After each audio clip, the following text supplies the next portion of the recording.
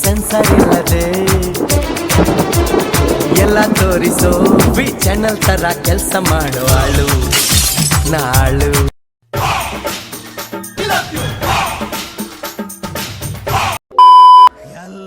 ಎಲ್ಲ ಬಿಟ್ಟು ಬಂದಿದ್ದೀನಿ ನಾನು. ನೀನು ಬಿಡಿಸ್ಕೊಳಕ್ ಬಂದಿದ್ದೀನಿ. ಬಿಡಿಸ್ಕೊಳಕ್ ಬಂದಿದ್ಯಾ? ಹಿಡ್ದಿರೋ ಕೈಯಿಂದ ಬಿಡಿಸ್ಕೊಂಬೇಡ. ಇಲ್ಲಿ ನಾನು ಬಾಬಾ ಆದ್ರೆ ಹೆಂಗಿರ್ತಾನೆ ಅನ್ನೋದನ್ನ ತೋರಿಸ್ತಾರೆ. ಬಟ್ ಅವ್ನು ನಾನೆಲ್ಲ ಬಿಟ್ಬಿಟ್ಟು ಬಂದಿದ್ದೀನಿ ಅಂತ ಹೇಳ್ತಾನೆ. ಬಟ್ ಏನು ಬಿಟ್ಬಿಟ್ಟು ಬಂದಿರಲ್ಲ, ಅವನೆಲ್ಲ ಹಂಗಂಗೆ ಇರುತ್ತೆ. ಸೊ ಯಾಕಂದ್ರೆ ಅವನು ಹುಡುಗಿಗೆ ಕೈ ಹಾಕ್ತಾನೆ.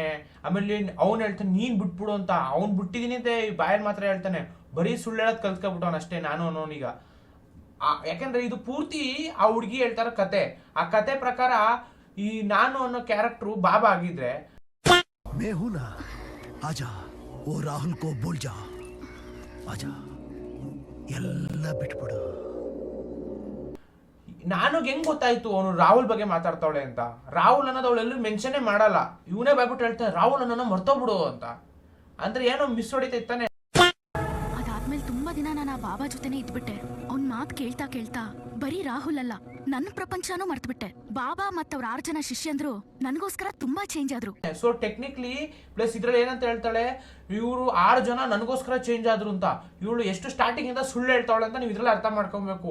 ಇಲ್ಲಿ ನಾನು ಎಲ್ಲಿ ಇರ್ಲೇ ಇರ್ಲಿಲ್ಲ.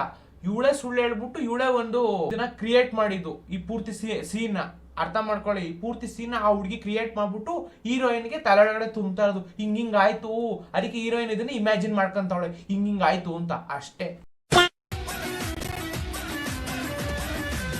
ಈ ಸಾಂಗ್ ಪರ್ಟಿಕ್ಯುಲರ್ ಆಗಿ ಸಪರೇಟ್ ಆಗಿ ವಿಡಿಯೋ ಮಾಡ್ತೀನಿ ಆಯ್ತಾ. ಅದನ್ನ ನೀವು ಆವಾಗ ನೋಡ್ಕೊಂಡ್ಬಿಡಿಬೇಕಿದ್ರೆ. ಈಗ ಸದ್ಯಕ್ಕೆ ಪೂರ್ತಿ ಮೂವಿ ಮೇಲೆ ಫೋಕಸ್ ಮಾಡ್ತೀನಿ. ಸೊ ಯಾವ್ದು ಸಾಂಗ್ಗಳು ನಾನು ಇಲ್ಲಿ ಮಾಡಿಲ್ಲ. ಇದು ಹಾಡು ಹೇಳಿದ ನೋ ಎಕ್ಸ್ಕ್ಯೂಸ್ ಮೀ ಪ್ಲೀಸ್ ಹಾಡು ಎಲ್ಲ ಐತೆ. ಇವನ್ ಯಾರೋ ಡಿಫ್ರೆಂಟ್ ಅದು ಸಪರೇಟ್ ಆಗಿ ಬರುತ್ತೆ. ಸೊ ಅಲ್ಲಿ ತನಕ ಸ್ವಲ್ಪ ತಡ್ಕೊಳ್ಳಿ, ಅದ್ರದ್ದು ಎಕ್ಸ್ಪ್ಲನೇಷನ್ ಮಾಡ್ತೀನಿ. ಈಗ ಸದ್ಯಕ್ಕೆ ಬರೀ ಮೂವಿ ಮಾತ್ರ ಪ್ಲಾನಿಂಗ್ ಇರೋದು. ಬರೀ ಮೂವಿ ಮಾತ್ರ ಎಕ್ಸ್ಪ್ಲೇನ್ ಮಾಡ್ಕೊಂಡು ಹೋಗ್ತಾ ಇದೀನಿ. ಇದಾದ ಕೆಲವೇ ದಿನಗಳಲ್ಲಿ ಇದ್ದಕ್ಕಿದ್ದಂಗೆ ಅವನ 6 ಜನರ ಜೊತೆ ಆ ಮನೆ ಬಿಟ್ಟು ಎಲ್ಲೋ ಹೊರಟೋಗಿದ್ದ. ಇಲ್ಲೇನಾಯ್ತು ಅಂದ್ರೆ ಇವಳು ಹೆಂಗ್ ಸುಳ್ಳು ಹೇಳ್ತಾವಳೆ ಅಂತ ಇದ್ರಲ್ಲೇ ಗೊತ್ತಾಗೋಗುತ್ತೆ.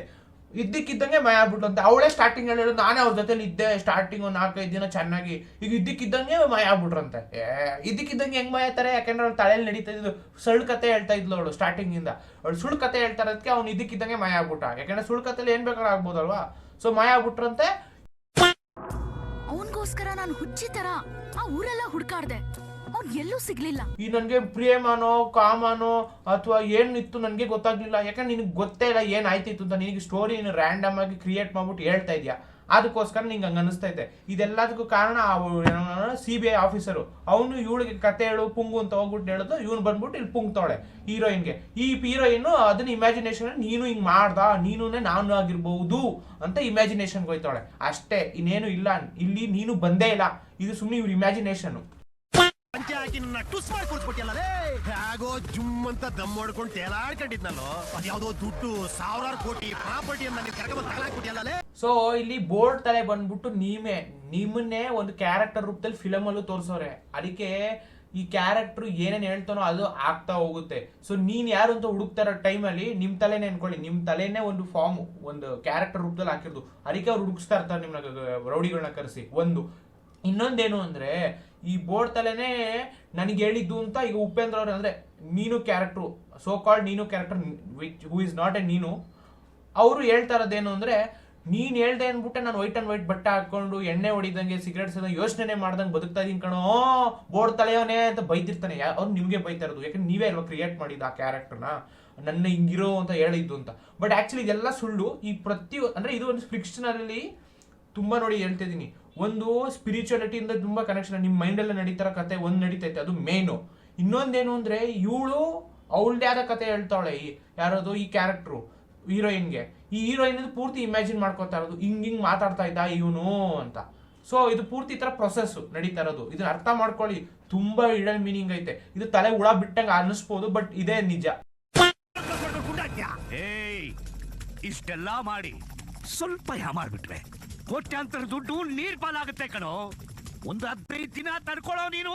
ನೋಡಿ ಇಲ್ಲೂ ಕೂಡ ಅವರು ನೀವು ಕ್ರಿಯೇಟ್ ಮಾಡಿರೋ ಕ್ಯಾರೆಕ್ಟರ್ ನಿಮ್ಗೆ ಹೇಳ್ತಾ ಇರೋದು ಏನಂತ, ಇನ್ನೊಂದ್ ಸ್ವಲ್ಪ ತಡ್ಕೊಳ್ರಿ ಅಂತ 15 ದಿವಸ ಅಂತ ಅವ್ರು ಹೇಳ್ತಾ ಇರೋದು ಒಳ್ಳೆ ಸಿಗ್ನಿಫಿಕೆನ್ಸ್ ಆಗಿ. ಅವ್ರ ಬಟ್ ಕ್ಯಾಮ್ರಾ ನೋಡ್ಕೊಂಡು ಮಾತಾಡ್ತಾರೆ.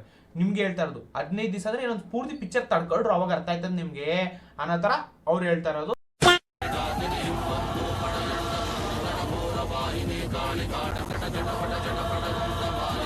ಅಷ್ಟು ಪವರ್ಫುಲ್ಲು. ನಾನು ಅನ್ನೋ ಕ್ಯಾರೆಕ್ಟರ್ನ ರಿಯಲ್ ಆಗಿದ್ದಿದ್ರೆ ಈ ಸೀನ್ ಪ್ರಕಾರ ಇವಳು ಇಲ್ಲಿ ಇರ್ತಾನೂ ಇರ್ಲಿಲ್ಲ, ಅವಳ ಕಥೆನೂ ಹೇಳ್ತಾ ಇರ್ಲಿಲ್ಲ. ಯಾಕಂದ್ರೆ ಅವ್ನು ಅಷ್ಟು ಸ್ಮಾರ್ಟ್ ಇದ್ದ. ಅಷ್ಟು ಅವ್ಳು ಹೇಳಕ್ ಮುಂಚೆನೆ ಪೀಸ್ ಎಲ್ಲ ಕಿಡ್ನಾಪ್ ಮಾಡ್ಕೊಂಡು ಹೋಗ್ಬಿಟ್ಟು ಎಲ್ಲ ಮೂಲಲ್ಲಿ ಕೂಡಾಕ್ ಇಕ್ಬಿಡ್ತಿದ್ದ. ಇವಳು ಸುಮ್ಮನೆ ಪುಂಗ್ತಾ ಇರೋದಲ್ವಾ, ಹಾಗಾಗಿ ಈ ಸೀನು ನಾನು ನನ್ನ ಹಿಡಿಯೋಕೆ ಆಗ್ಲಿಲ್ಲ, ನಾನು ಅವನಿಗೆ ಚಳ್ಳೆ ಅಂತ ತಿನ್ನಿಸ್ಬಿಟ್ಟು ಓಡೋಗ್ಬಿಟ್ಟೆ, ಔಸ್ಕೊಂಡ್ಬಿಟ್ಟೆ ಅಂತ. ಏನು ಗುರು ಹೆಂಗೆ ಸ್ಟೋರಿ ಪುಂಗ್ತವಳು ನೋಡಿ ಈ ಕ್ಯಾರೆಕ್ಟ್ರು.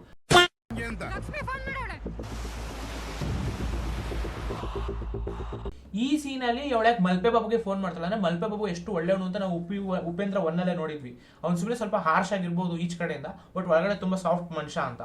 ಅದು ಪ್ಲಸ್ ಇವನು ಯಾರಪ್ಪ ಅದು ಅವನ ಹೆಸರು ಸಲೀಮ್ಗೆ ಚಳ್ಳೆ ಅಂತ ತಿನ್ನಿಸ್ತವನೆ. ಯಾರು ಮಲ್ಪೆ ಬಾಬು ಸೀಕ್ರೆಟ್ಲಿ ಲಕ್ಷ್ಮಿಗೆ ಸಪೋರ್ಟ್ ಮಾಡ್ತಾವನ ಅವನು. ಯಾಕಂದ್ರೆ ಮಲ್ಪೆ ಬಾಬು ಸ್ವಲ್ಪ ನೋಡಕ್ಕೆ ಈಚ್ ಕಡೆ ರಫ್ ಇದ್ರೂ ಒಳಗಡೆ ತುಂಬಾ ಒಳ್ಳೆಯವನು. ಅದಕ್ಕೆ ಅವ್ನು ಲಕ್ಷ್ಮಿ ಹೆಲ್ಪ್ ಮಾಡ್ತಾವನೆ.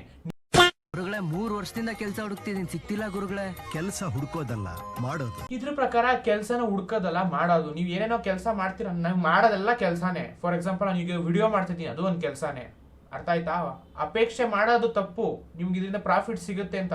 ಪ್ರಾಫಿಟ್ ನೀವು ಎಲ್ಲ ಕಡೆನೂ ಕೆಲಸ ಮಾಡ್ತಿರ್ತಾರ, ಅವಾಗ ಪ್ರಾಫಿಟ್ ಬರ್ಬೇಕು, ಅದು ಬಂದೇ ಬರುತ್ತೆ. ನೀವು ಪ್ರತಿಯೊಂದಕ್ಕೂ ಶ್ರಮ ಪಟ್ಟಿರೋದಕ್ಕೆ ದೇವರು ಮಡಗಿರ್ತಾನೆ ಎಲ್ಲೋ ಒಂದ್ ಕಡೆ, ಬಂದೇ ಬರುತ್ತೆ. ಸ್ವಲ್ಪ ಲೇಟ್ ಆಗ್ಬೋದು, ಬಟ್ ಬರುತ್ತೆ. ಅದನ್ನ ಅವ್ರಿಗೆ ಎಕ್ಸ್ಪ್ಲೇನ್ ಮಾಡಕ್ ಟ್ರೈ ಮಾಡೋರೆ. ನನ್ನ ಹೆಂಡತಿ ಯಾವನ್ ಜೊತೆ ಓಡೋಗ್ಬಿಟ್ಟವಳೆ. ಓಡೋಗಿಲ್ಲ, ನಿನ್ ಜೊತೆಲೇ ಇದ್ದಾಳೆ. ನನ್ ಜೊತೆ ಇದ್ದಾಳ? ಎಲ್ಲಿದ್ದಾಳೆ? ನಿನ್ನ ತಲೆಯಲ್ಲಿದ್ದಾಳೆ, ಅಲ್ಲಿಂದ ಓಡಿಸ್ಕೊ, ಎಲ್ಲ ಸರಿ ಹೋಗುತ್ತೆ. ಇದರ ಅರ್ಥ ಏನ್ ಗೊತ್ತಾ?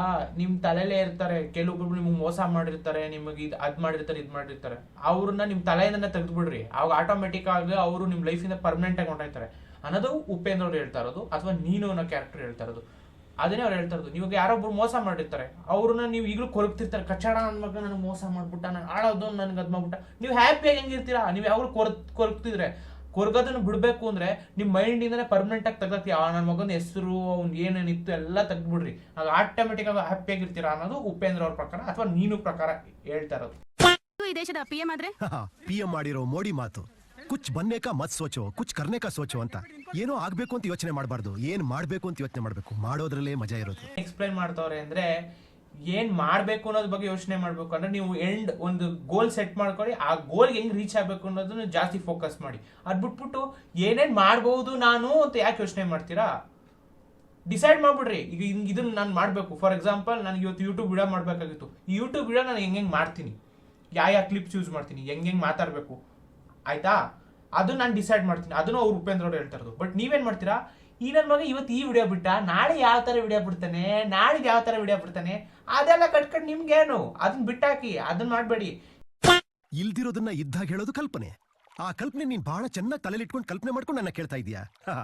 ಆ ಕಲ್ಪನೆ ನೀನ್ ನಿಜ ಅನ್ಕೊಂಡ್ರೆ ನಿಜ, ಸುಳ್ಳು ಅನ್ಕೊಂಡ್ರೆ ಸುಳ್ಳು.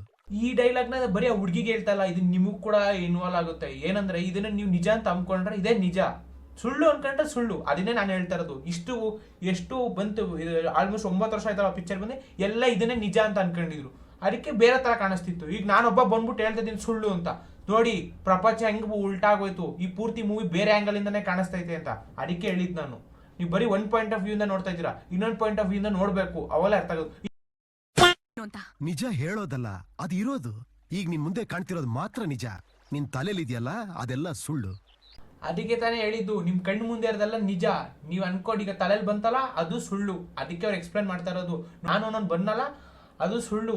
ನೀನು ಅನ್ನೋ ಈ ಪಿಕ್ಚರ್ ಕಾಣಿಸ್ತೈತಲ್ಲ, ಇದು ನಿಜ. ಅದನ್ನೇ ಅವ್ರು ತೋರಿಸ್ತಾ ಇರೋದು. ಅರ್ಥ ಆಯ್ತಾ? ಶೀಲಾ ಫೋನು ಸ್ವಿಚ್ ಆಫ್ ಆಗಿದೆಯಲ್ಲ. ಇಲ್ಲಿಗೆ ಈ ಕನ್ಫರ್ಮ್ ಆಯ್ತಾ ನಿಮ್ಗೆ? ಅವಳು ಶೀಲಾ ಅನ್ನೋಳು ಬರೀ ಸುಳ್ಳೆ ಹೇಳ್ತಾ ಇದ್ದಿದ್ದು ಅಂತ. ಅದಕ್ಕೋಸ್ಕರನೇ ಅವ್ರು ಈ ಸೀನ್ ಬೇರೆ ಆಡ್ ಮಾಡಿದ್ರು. ನೀವು ಹಂಗಂದ್ರು ತಲೆ ಓಡಿಸ್ತಾ ಇರೋರು ಏನ್ ಅನ್ಕೊಂಡ್ರಿ, ನೀನು ಇದ್ದಾನೆ ಸರಿ, ನಾನು ಇದ್ದಾನೆ ನನ್ಗೆ ಕನ್ಫ್ಯೂಸ್ ಮಾಡಾಕ್ಬಿಟ್ರಿ ನಿಮ್ಗಳಿಂದ. ಅಯ್ಯೋ, ನಾನು ಇದ್ದಾನೆ ಅಂತ. ನನಗ್ ಗೊತ್ತಿದೆ ಅಂತ ಗೊತ್ತಿರೋನ್ಗೆ ಏನು ಗೊತ್ತಿರಲ್ಲ. ತನಗ್ ಗೊತ್ತಿಲ್ಲ ಅಂತ ಗೊತ್ತಿರೋನ್ಗೆಲ್ಲ ಗೊತ್ತಿರುತ್ತೆ. Who knows not, who knows. He who knows, who knows not. ಇದರ ಅರ್ಥ ಸಿಂಪಲ್. ಯಾರಿಗೆ ಗೊತ್ತು ಅಂತ ಬರೀ ಪುಂಕೊಂಡು ಓಡಾಡ್ತಾರಲ್ಲ, ಅವ್ರಿಗೆ ಆಕ್ಚುಲಿ ಏನು ಗೊತ್ತಿರಲ್ಲ. ನನಗೆ ಗೊತ್ತಿಲ್ಲ ಅಂದ್ಕೊಂಡು ತಿರ್ಗಾಡ್ತಾರಲ್ಲ, ಅವ್ರಿಗೆಲ್ಲ ಗೊತ್ತಿರುತ್ತೆ ಅಷ್ಟೇ. ಇನ್ನೇನಿಲ್ಲ ಹೇಳೋದು. Thanks for watching guys, and please do subscribe. Jai Hind, Jai Karnataka. Bye bye.